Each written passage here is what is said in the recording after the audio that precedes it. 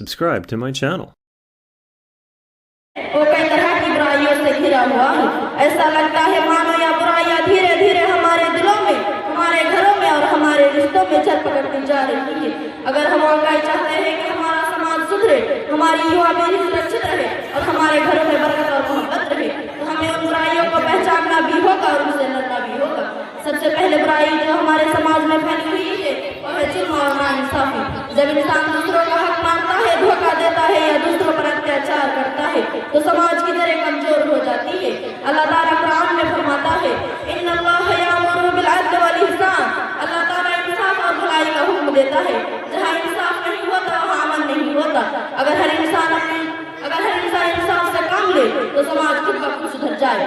समाज की दूसरी मुसीबत है झूठ और धोखा।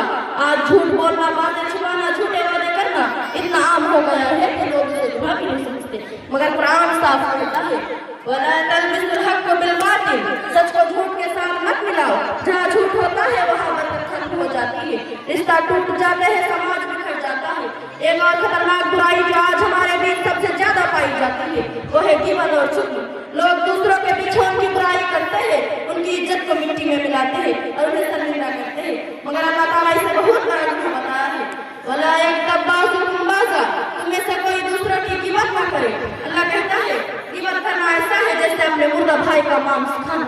सोचो कितना बड़ा गुनाह है। ग़ीबत ने हमारे घरों को, हमारे दोस्तियों को और हमारे रिश्तों को बर्बाद कर दिया है।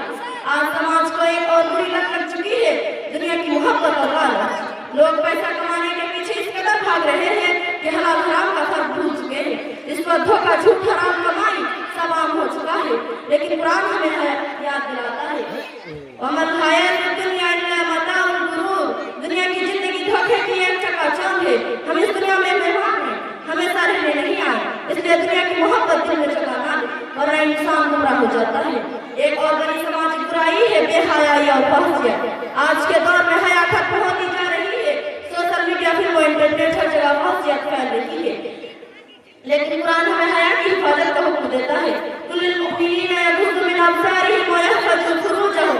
ये ईमान वालों से कह दीजिए कि वे निगाहें नीची रखें और अपनी पवित्रता की हिफाजत करें। हया ईमान का हिस्सा है। जहाँ हया नहीं रहती वहाँ गुनाह बढ़ जाता है और समाज नैतिक रूप से गिर जाता है।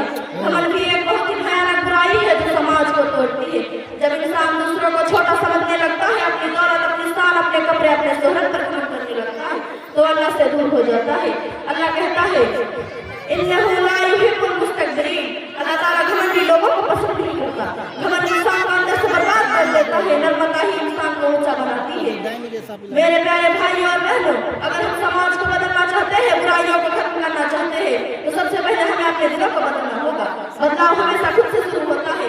अगर हर इंसान अपनी जुबान को संभाल ले, अपने इरादे को साफ कर ले और अपने कामों को नेकी की ओर मोड़ दे तो पूरा समाज रोशन हो सकता है। हमारे प्यारे नबी सल्लल्लाहु अलैहि वसल्लम की जिंदगी हमारे लिए सबसे बेहतरीन मिसाल है।